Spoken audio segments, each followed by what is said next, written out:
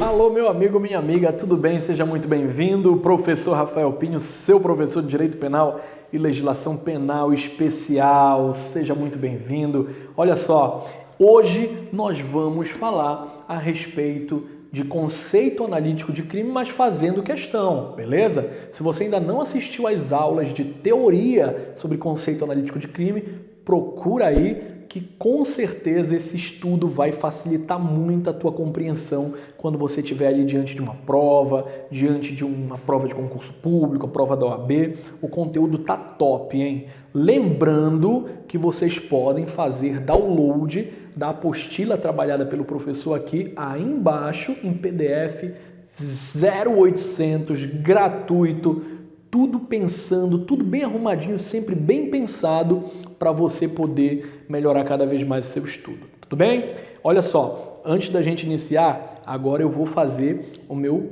merchan aqui, tá bom? Dá uma curtida nesse vídeo, deixa o teu like, clica aí no sininho para receber, né, para que o YouTube possa entregar para você toda e qualquer notificação referente a vídeos novos aqui no canal.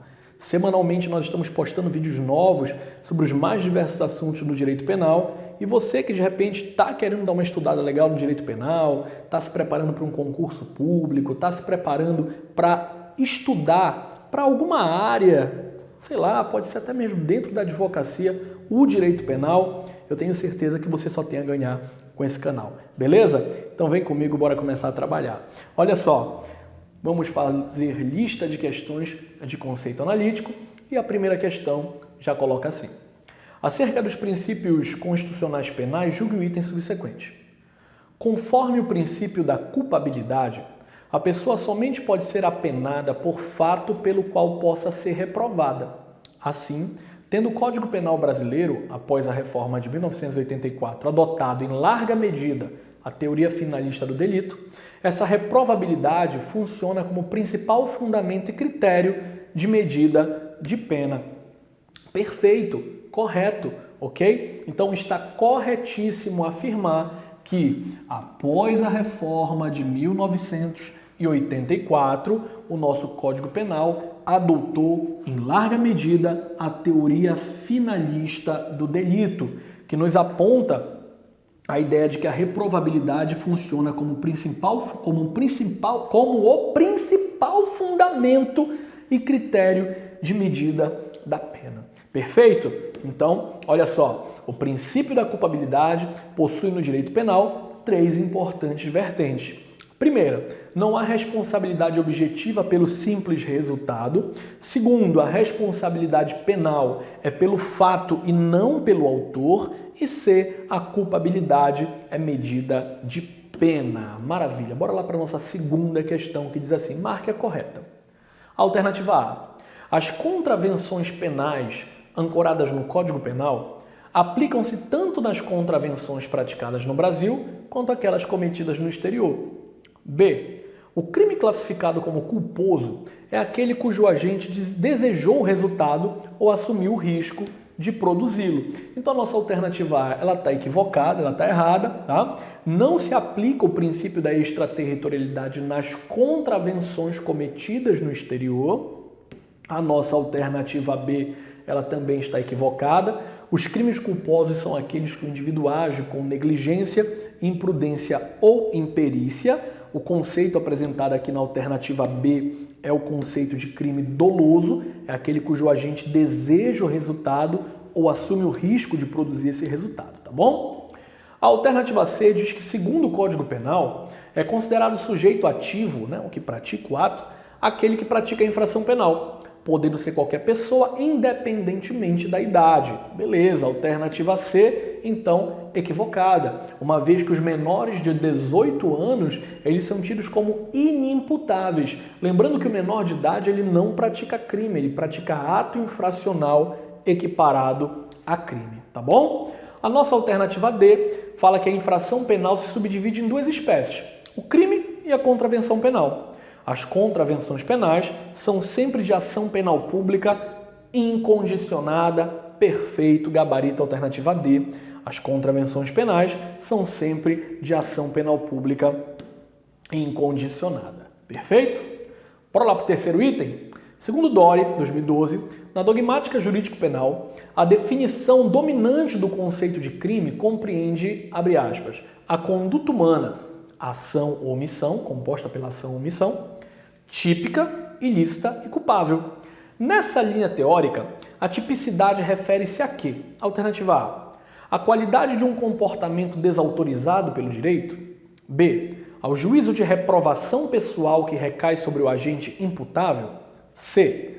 A adequação objetiva e subjetiva de uma conduta a uma norma legal. E D. Ao objeto caracterizador do bem jurídico tutelado pela norma penal. E o nosso gabarito aqui é a alternativa C. O conceito analítico de crime propriamente dito é aquele que nos traz a figura do fato típico, a conduta, do resultado, do nexo causal e da tipicidade, que fazem parte desse fato típico, associado à ideia da ilicitude, associado à ideia da culpabilidade, ok? Lembrando que dentro da culpabilidade eu vou ter a imputabilidade, a exigibilidade de conta diversa, a potencial consciência da ilicitude, e esta ilicitude aqui sempre é tida como presumida. Lembrando que eu posso lá na frente me referir a excludentes de ilicitude, tá bom? Maravilha. Olha só, quarto item diz assim. É correto afirmar, item 1. A finalidade, o pra quê, né? A finalidade do conceito analítico do crime é a análise de seus caracteres e elementos. Perfeito. Por isso, seu foco são os elementos ou requisitos do delito, onde é entendido como conduta típica, antijurídica e culpável, que é o conceito tripartido, teoria clássica ou tridimensional. Ou apenas conduta típica e antijurídica, ou ainda como fato típico, antijurídico e punível abstratamente. Tá certo isso daqui? Perfeito, correto. Item 2. Trata-se de concurso formal? Aí a pergunta que eu faço para o meu aluno aqui é a seguinte: você assistiu o vídeo do professor Rafael Pinho falando de concurso formal? Então ele diz, trata de concurso formal quando o agente, mediante mais de uma ação ou omissão, pratica 2 ou mais crimes. Veja, a ideia de mediante mais de uma ação ou omissão é no meu concurso material. Tá? No concurso formal eu tenho uma só ação ou omissão praticando 2 ou mais crimes. Eu não vou nem ler o resto, segundo item, está equivocado. Terceiro item. Na fixação da pena da multa, o juiz deve atender principalmente à situação social do réu. Social não, econômica, né? Item 3, errado. Item 4, a continuidade temporal e espacial não é um requisito invariável do delito continuado, mas pode ser um indício da continuidade. Perfeito, ele pode sim funcionar como indício da continuidade. Então, analisando as proposições, podemos afirmar gabarito alternativa A, somente as proposições 1 e 4 estão corretas. Agora, professor, me explique, né? Me dê a fundamentação. Então, antes da gente de fato falar de fundamentação, o que eu preciso que meu aluno lembre ou entenda, tá? Que quando se fala de conceito de crime, eu tenho 4 enfoques diferentes. Eu tenho o enfoque formal, o material, o formal material e o analítico. O meu enfoque formal é aquele que dispõe que o crime é aquilo que assim está rotulado em uma norma penal incriminadora sob ameaça de uma pena. O meu enfoque material fala que crime é um comportamento humano causador de relevante lesão ou perigo de lesão a um bem jurídico protegido, um bem jurídico tutelado, passível de sanção penal. O enfoque formal é a soma dos 2 enfoques. O enfoque formal material é a soma dos 2 enfoques, enfoque formal com enfoque material. E o enfoque analítico é aquele que vai levar em consideração os elementos estruturais que compõem o crime, que obviamente já batemos aqui de forma incansável que prevalece o entendimento de que crime é um fato típico, ilícito e culpável. Diante disso, eu vou analisar agora os itens equivocados. O item 2 está errado por quê, professor? Então, o item 2 está errado porque, como dito anteriormente, no concurso formal, o agente mediante, olha aqui, mediante uma só conduta, pratica 2 ou mais crimes idênticos. Claro, se eu estiver me referindo a um concurso homogêneo ou, no caso, de 2 ou mais crimes diferentes, se estiver me referindo ao concurso heterogêneo. Quais os requisitos? Unidade de conduta e pluralidade de crimes. O item 3 está equivocado em função do meu artigo 60, uma vez que na fixação da pena de multa o juiz deve atender principalmente a situação econômica e não social. E aí entra aquele ponto, aquele macete que eu já bati e rebati por várias vezes com os alunos que me acompanham. Professor, como que eu faço para diferenciar o concurso formal do concurso material? Então, concurso material M de mais de uma conduta. Concurso formal, uma só conduta, 2 ou mais resultados. Concurso material, mais de uma conduta, pratica 2 ou mais crimes, 2 ou mais resultados, tá bom? O concurso material ele está disposto no artigo 69, que diz que quando o agente, mediante mais de uma ação ou omissão, pratica 2 ou mais crimes idênticos ou não, aplica-se cumulativamente as penas privativas de liberdade em que ele haja incorrido.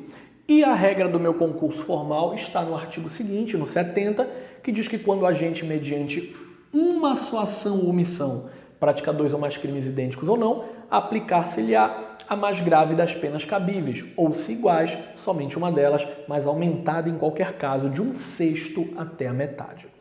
O artigo 71 traz disposições sobre o crime continuado. O que é um crime continuado? É aquele que tem uma continuidade temporal, ok? Então ele diz que quando o agente, mediante mais de uma ação ou omissão, pratica 2 ou mais crimes da mesma espécie e pelas condições de tempo, lugar, maneira de execução e outras semelhantes, devem os subsequentes ser havidos como continuação do primeiro crime.